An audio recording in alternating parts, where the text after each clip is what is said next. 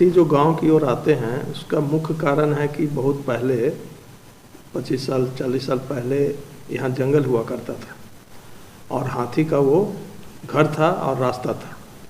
अब पिछले 40-50 वर्षों में जंगल कट के गांव बनते गए, वहाँ घर बन गए, तो हाथी का एक आदत है कि वो अपने रूट से ही चलता है। तो जब वह चलता है तो देखता है सामने गांव आ गया या घर आ गया तो वह उसके रास्ते में पड़ता है, इसलिए समझ के वो तोड़ता हुआ बढ़ता है। और दूसरा कारण है घर तोड़ने का भोजन। हाथी अपने आवागमन के क्रम में जो फसल है उसको खाता है या कभी कभी अनाज की ओर आकर्षित होता है, खासकर महुआ की ओर। तो जिन घरों में महुआ है या अनाज संग्रहित है वह वहाँ उसके महक से आकर्षित होकर उस ओर जाता है और घर तोड़ के वो अनाज खाता है। यही दो कारण है मेन। और ये जो एग्रेशन अभी है जो हाथी द्वारा जाने ली जा रही हैं, इसका एक कारण ये समझ में आ रहा है कि सिंगल हाथी है या अपने झुंड से कभी भटक गया होगा या किन्हीं कारण से अलग हो गया। तो इसमें होता है कि इसमें घबराहट आ जाती है, ये खुद डरा हुआ रहता है और ऐसे केस में जब लोग इसको घेर लेते हैं तब ये आक्रामक हो जाता है समझ के कि ये हम लोग को पकड़ने आए हैं या हमको मारने आए हैं।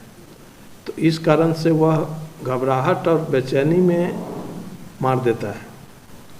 और हम लोग इसमें समझाते हैं कि भाई सामने मत जाओ और दूर से ही रहो, लेकिन लोग हैं कि अति उत्साह में आगे बढ़ जाते हैं कि नहीं हम मतलब औरों से अलग है, बहादुर हैं, या हम मतलब हाथी के पुजारी हैं। कई कारण से लोग चले जाते हैं और वो चपेट में आ जाते हैं।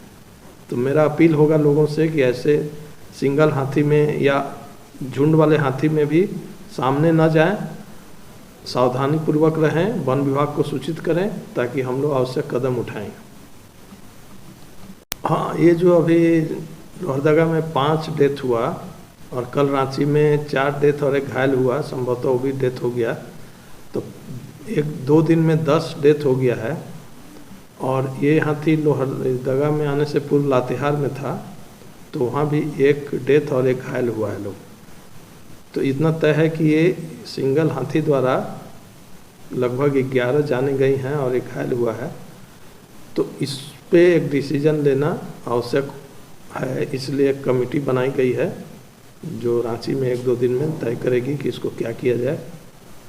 इसमें सबसे पहले उपाय आता है कि इसको ट्रैंकुलाइज करके कहीं शिफ्ट कर दिया जाए।